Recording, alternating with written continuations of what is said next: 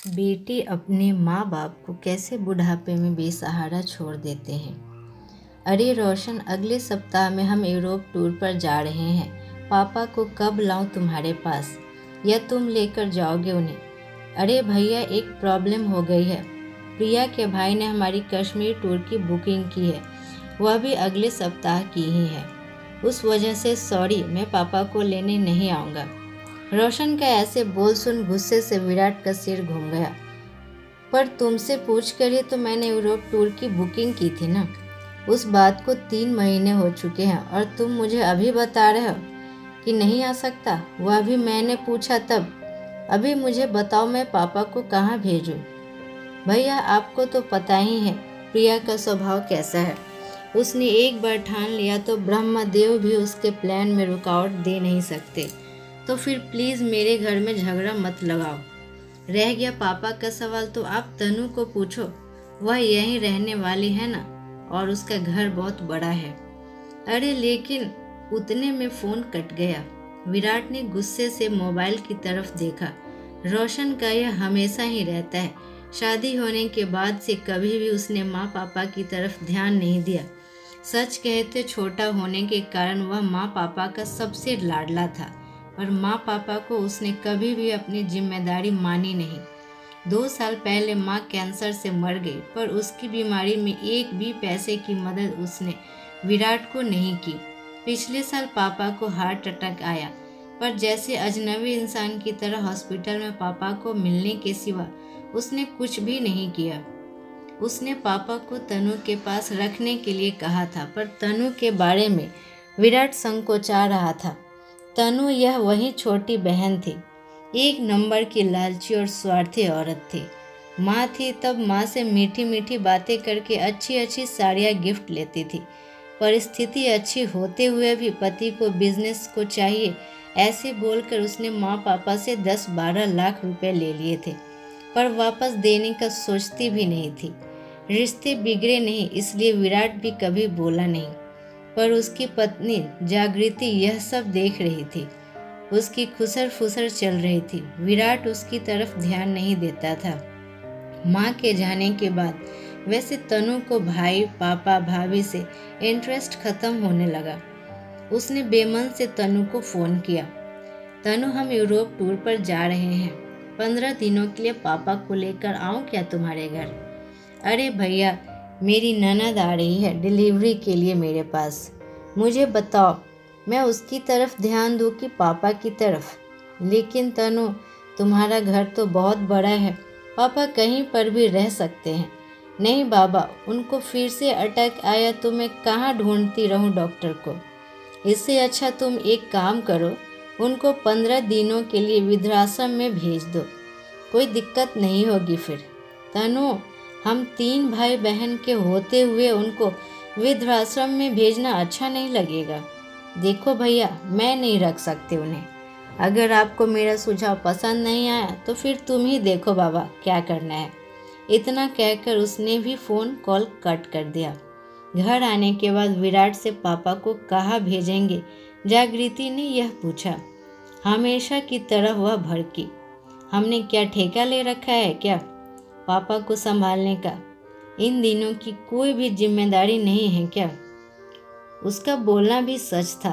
बड़ा बेटा इस रिश्ते से विराट ने माँ पापा की जिम्मेदारी खुद से स्वीकार की। पहले माँ और उसके बाद पापा की बीमारी की वजह से वह दोनों एक साथ बाहर भी नहीं जाते थे। कोई एक तो घर पर रहना चाहिए था। इस बार रोशन पापा को संभालने के लिए तैयार था, इसलिए उन दोनों ने यूरोप टूर की बुकिंग की थी। हनीमून के बाद पहली बार दोनों और बच्चे एक साथ ट्रिप पर जाने वाले थे। ट्रिप के सब पैसे दिए गए थे और आज अचानक रोशन ने मना कर दिया। वह सुनकर जागृति रोने लगी। विराट ने उसे समझाने की बहुत कोशिश की, पर वह मानने के लिए तैयार ही नहीं थी। मुझे कुछ नहीं पता, कुछ भी करो, हम ट्रिप पर जाएंगे ही जाएंगे। पापा को पोता पोती से सब बातें मालूम पड़ी। वह विराट को बोले, अरे क्यों इतनी टेंशन ले रहे हो तुम? रहूँगा मैं अकेला, जाओ तुम सब। ऐसा क्यों बोल रहे हो पापा आप? आपको एक अटैक आ चुका है, आपका बीपी और शुगर हमेशा कम ज़्यादा होता रहता है। कैसे छोड़े आपको अकेला यहाँ पर। विराट सच बोल रहा था, इसलिए पापा चुप बैठे थे। टूर पर जाने के लिए अभी 3 दिन बाकी थे, पर रास्ता निकल नहीं पा रहा था। विराट को टेंशन होने लगी थी। उसने सभी विकल्प सामने रख कर देखा। अंत में खुद की टूर कैंसिल करके जागृति और बच्चों को टूर को भेज देना है उसे सही विकल्प लगा। जागृति का गुस्सा और 2 लाख का नुकसान भी होने वाला था, पर उसके पास ऐसा करने के अलावा कोई दूसरा रास्ता नहीं बचा था। अंत में उसने अपना निर्णय पक्का किया और जागृति को फ़ोन करके सूचना दी। वह तो रोने लगी, पर उसे समझाने के बजाय फ़ोन काट दिया। बाद में ड्राइवर को फ़ोन करके तैयार होने के लिए कहा और वह ऑफिस के बाहर आकर गाड़ी में बैठ गया। गाड़ी ट्रैवल एजेंसी की तरफ ले जाने को कहा। बहुत टेंशन में दिख रहे हो साहब, उसके ड्राइवर जगन ने उससे पूछा। फिर विराट ने सब बातें उसे बताई। वह सुनने के बाद वह बोला, अरे साहब, फिर तुम क्यों ट्रिप कैंसिल करते हो? साहब, मैं मेरे घर लेकर जाता हूँ बड़े साहब को। नहीं नहीं, क्यों तुम्हारी फैमिली को परेशान करना। पापा की ज़्यादा देखभाल करनी पड़ती है, उनकी दवाइयों का खाने पीने का वक्त देखना पड़ता है। अरे साहब, उसमें क्या है, हम भी अपने पिताजी का करते हैं ना, उनका भी बाईपास हुआ है, आपको भी पता है यह। मेरे पिताजी बड़े साहब को पहचानते हैं, दोनों की अच्छी दोस्ती हो जाएगी।